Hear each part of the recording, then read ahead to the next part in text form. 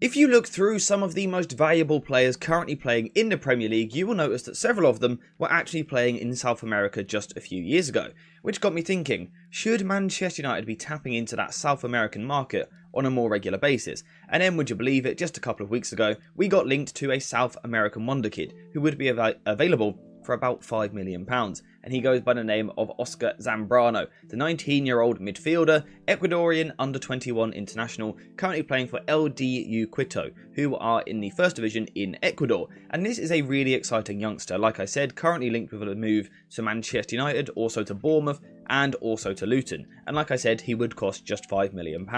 Now you might sit there thinking, if he's only going to cost £5 million, surely he's not that good. Well, actually, that's not the case, because if you look at the history of Quito over the past couple of seasons, last summer they sold about 13 players and only made £800,000, so they really can't demand too much for a transfer fee, which is exactly why young Oscar here would be so affordable. So I guess the question now is, what would you actually be getting for that £5 million?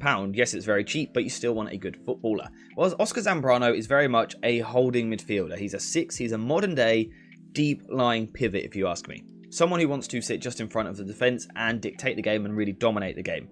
And he really operates in the centre of the pitch. Some central midfielders have the tendencies to drift into wider areas, out into channels to receive the ball. Not really something that Zambrano looks to do, as we can see in his heat map from this season. Yes, of course, occasionally he moves a little bit wider or a little bit higher up the pitch, but largely we can see that he is very much operating in the centre of the pitch between the width of the two 18-yard boxes. He doesn't really want to drift much further than that.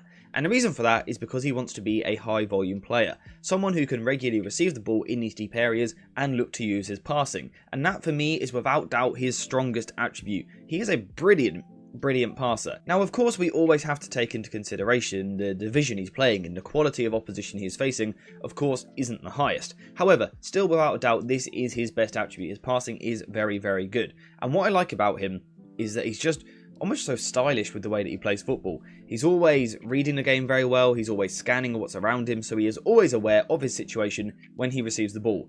And this means that he's always in space. His spatial awareness is actually fantastic. He's great at arriving into these areas, into a little bit of space, and receiving the ball. But what he does well is he doesn't break stride when he receives the ball. And that's how you know he has good body orientation when looking to receive a pass. He gets himself in a really nice position, which means as he receives the pass, he can just kind of take it in his step, take it in his flow. Some players kind of receive the ball and instantly stop and can't really go anywhere, or another player will take a really heavy touch and absolutely cannon it off the pitch. Zambrano is someone who receives the ball nicely, looks to get on the turn and then play forward, although he also has a good understanding of temperament, understanding that sometimes you can't ping the ball forwards, sometimes you need to keep it a little bit safer.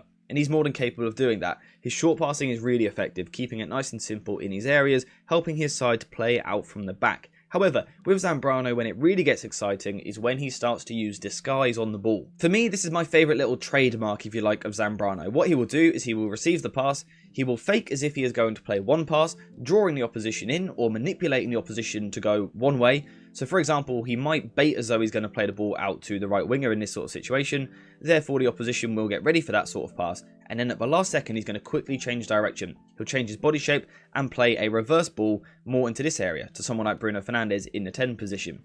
So like I said, he's going to receive the ball here, he's going to open his body up as though he is going to play out wide, and then there's that little reverse ball through the lines, which is really, really effective. And often it can take 6, 7, 8 players out of the game. It really is that good in the way that he does it. And that's a brilliant thing for a young, deep midfielder to have.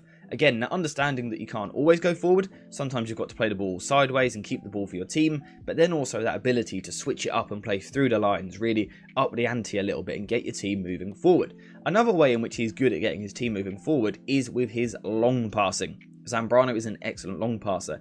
And what I feel he has is technical empathy. Now what I mean by this is that when he plays a pass to someone else, he isn't just concentrating on getting the ball to the player. He wants it to be a good pass to receive. So he doesn't want it to be at chest height for a player. For example, if a switch is played out to the chest, it's not really a great switch. Yes, it's found its target, but it's not a nice pass to receive. Or if you receive the ball on your weak foot, for example, it's not the nicest pass to receive. Zambrano, again, has a really good understanding of this, regularly providing passes which his teammates want. And again, it's about finding a player who doesn't have to break stride to receive the ball. So when playing long over the top, he plays these beautifully weighted passes over the top, and again, his teammate can just run onto it, take it in their stride, and it is so much more effective. And we've got some clips of his forward passing. Not necessarily his long passing so much, but we've got some clips of his forward passing which we can check out using Want Video Analyzer Pro. Great video analysis software. If you guys want to check it out, there will be a link in the description down below. Go check it out, it's really very good. Anyway, we can see some of those kind of attributes and trademarks which I was talking about there. So initially we can see him very much in a 6th position. Here we can see he is the solo pivot in the midfield, looking to control the tempo of the game. And we can see this player in blue here is going to come towards him to put a little bit of pressure on.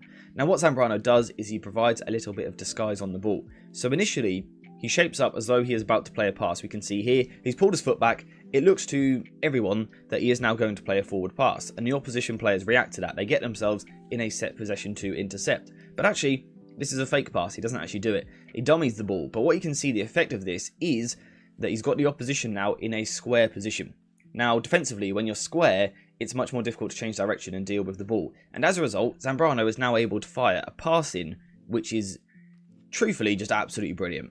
He plays a ball through this channel of players here. Now this pass doesn't even look like it's on. Now it's got a bit of air on it, but it's largely on the floor. It's going to kind of skim up off the floor. It's just a beautiful pass through to his teammate. And you can see here, it's taking out like 1, 2, 3, 4, 5 players on the way through. It's just an absolute joke. It's such a good pass. It's really satisfying to watch. I'm sure you'll be able to find a video of it somewhere online. It's a great pass. Really, really nice. Again, it's that though, the disguise that he's put on the ball and then the ability to find the pass as well. We've got another example of a good forward pass here. Now this time he was receiving in a much deeper area. And you can see that he's not really under pressure, able to receive the ball, turn, and importantly, get his head up and assess the picture ahead of him. And what you can see is his teammate here calling for the pass a little bit higher up the pitch. And what Zambrano is going to do is take his time and then assess the situation. He sees these 3 players here, realises that he can take all of them out of the game with just one straight pass through the middle of all of them. It's good movement from his teammate, to be fair, but then of course a brilliant pass from the young Ecuador international. Plays the ball through and he's taken out literally 7 opposition players here with just one pass through the lines. Now again, we have to consider the level of opponent he is playing. But that's just a brilliant pass, no matter what level of football you're playing at. It's such a good pass to take so many players out of the game. And then on this next occasion, we've actually got him a little bit wider. Now, I know I said he doesn't move out here that often. Of course, he still does it occasionally. But still, even in these wider areas, he applies those traits of taking his time on the ball, waiting for the right movement in front of him, before then releasing the pass. So we can see he's got the ball here, and the game is literally at walking pace. Essentially, what he's doing, though, is waiting for his teammate here on the left wing to make a move. So initially, his left winger is standing quite still, so nothing is happening. However, what you're going to notice is the left winger suddenly accelerates in behind to the space. Of course, Oscar notices this and then plays just a beautiful pass through once again, splitting the opposition apart, taking out so many of their players, and taking a situation where Ecuador, in a stalemate almost, playing walking football in the middle of the park, to suddenly they're racing in on goal in the final third. Actually, 4 attackers versus just 3 defenders. And again, it shows what Oscar is so good at on the ball, manipulating the timing and the movement of the opposition to therefore find his teammates in a lot of space. Now obviously the young Ecuadorian isn't perfect in the way that he plays the game. For example, if he was to make a move to the Premier League, I think he probably would struggle initially with the intensity and the lack of time on the ball. We saw in those clips he had a fair amount of time on the ball. In the Premier League you don't get that, and this is an area where he would need to improve. Under pressure, in tight spaces, does he have the footwork to work out those situations? Is he a problem solver on the ball? Perhaps not at this moment in time in his career, but he's just 19 years old, so there's plenty of time to develop. In general though, he's really good on the ball. He's a really good technical player, and I think he's ready for a move away from South America. Another one of the reasons though why I think he's ready for a move is because he has the defensive work to go with it as well. A lot of the time we see these young good passers who can't really defend. Simply not the case for Zambrano, as we can see in his stats here. 0.8 interceptions per game, 1.2 tackles, but importantly 4.3 balls recovered per game. This shows that he is willing to do the defensive work. He can be quite an aggressive presser, granted not the most physically dominant, but he is happy to cover a lot of ground and get nice and high up the pitch, backing up the press to try and win the ball back high, which again probably shows that he could make the move to European football. European football at the moment is a lot about the high press. Oscar Zambrano is used to playing in that way. But also importantly, he's got the work rate and also the ground coverage, the mobility, and also the defensive agility to cover a lot of ground defensively and change direction at speed. So let's say he's racing over to intercept one pass, the pass then goes the other way. He's the sort of player who can quickly turn and then get over and block that next pass as well. And he's actually a little bit like Caicedo in this way, in the way that he turns defensively, he puts his body in front of the ball, a good interceptor and also a strong tackler. Again, just 19 years old and not actually the biggest guy, but due to his tackling technique, he is often able to win the ball. And overall, I just think he's a really good young player. Is he ready for a move to Manchester United is the question. In my opinion, yes. But there is one stipulation. If Manchester United are to sign this guy for about £4 or £5 million, I think he then needs a loan move. I'm not sure that he's ready to play for a top 10 club in the Premier League realistically, but perhaps sign him and then loan him out to perhaps the Dutch League, the Portuguese League, great developmental leagues.